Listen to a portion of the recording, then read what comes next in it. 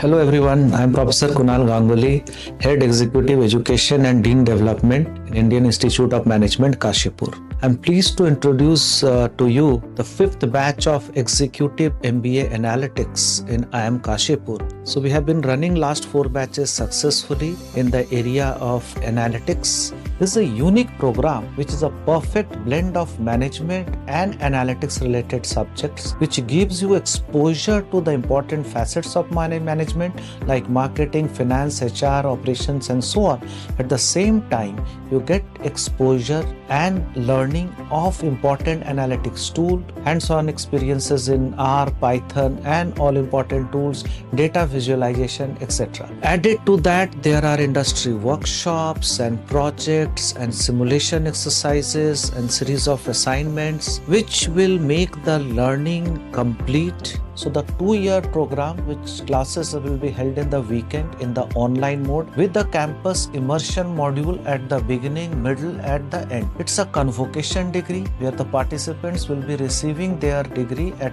the convocation of Indian Institute of Management, Kashipur. I welcome you all to the 5th batch of EMBA Analytics in IIM Kashipur, and we assure you that that would be a exciting and a fruitful learning for all of you. Thank you.